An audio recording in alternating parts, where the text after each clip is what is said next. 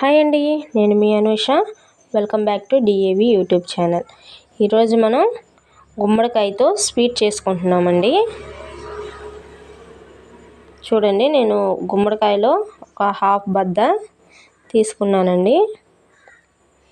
తీసుకుని పై పెచ్చంతా తీసేసి ఈ సైజు మీడియం సైజ్ ముక్కలు తీసుకుంటున్నాను. ఈ లోపలిది కొంచెం తీసేస్తారండి, సీడ్స్ వరకు తీసేసి విత్తనాల వరకు. ఇది లోపలిది కూడా వేసేసుకోవచ్చండి, చాలా బాగుంటుంది. విత్తనాల వరకు తీసి పక్కన పెట్టుకున్నాను. ఇవి స్వీట్స్లో కూడా ఎండిన తర్వాత స్వీట్స్లో కూడా యూస్ చేసుకోవచ్చు. గుమ్మడికాయతో చాలా అంటే చాలా ఉపయోగాలు ఉన్నాయండి.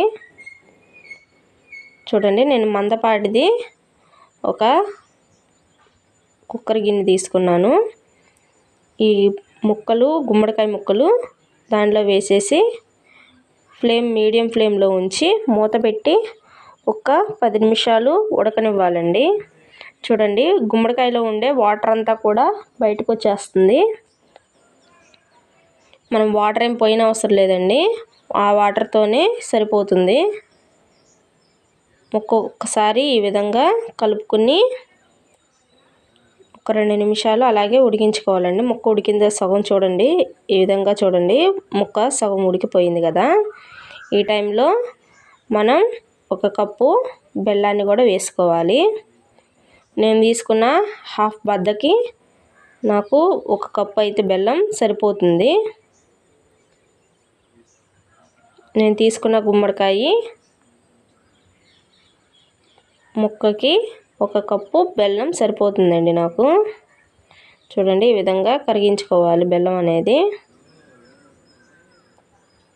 బెల్లం పాకంలో ఈ ముక్కలు కూడా బాగా ఉడకాలండి. అలాగే క్లోజ్ చేసి మళ్ళీ మూత పెట్టి ఒక 5 నిమిషాలు ఉంచండి. చూడండి, బెల్లం అంతా కరిగిపోయింది కదా, ఈ విధంగా ఉంది కదా. ఇంకా బాగా బెల్లం పాకం అనేది బాగా మరగనివ్వాలండి. ముక్కకు కూడా బెల్లం సిరప్ అనేది బాగా పట్టుకోవాలి. ఒక్కసారి మీరు కూడా ట్రై చేయండి. ఇది వరకు మా అమ్మమ్మ వాళ్ళు ఇలాగే వండి పెట్టేవాళ్ళండి. చాలా విటమిన్స్ ఉన్నాయండి దీంట్లో, చాలా హెల్దీ కూడా. ఒకసారి మీరు కూడా ట్రై చేసి నా కామెంట్ బాక్స్లో కామెంట్ చేయండి. చూడండి, ఈ విధంగా బాగా కలుపుకోవాలి. పాకం కొంచెం దగ్గర పడినట్టు ఉంది కదండి, ఇంకొక 2 నిమిషాలు ఉంచుకుందామండి.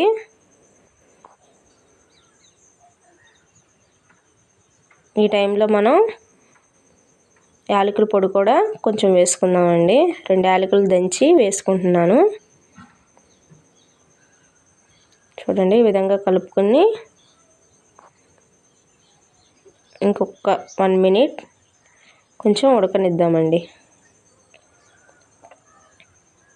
ఇంకా చాలండి, అంతేనండి. ఎంతో రుచికరమైన గుమ్మడికాయ స్వీట్ రెడీ. ఎప్పుడు తురిమి హల్వా చేసుకోకుండా ఒకసారి ఈ విధంగా కూడా ట్రై చేయండి, సూపర్గా ఉంటుంది. చూడండి, ఎంత టేస్టీగా కనపడుతుందో. ఎప్పుడు మీరు తురిమి హల్వా అలా చేసుకోకుండా ఒక్కసారి ఈ విధానంలో కూడా ట్రై చేసి చూడండి. Please like, share and comment.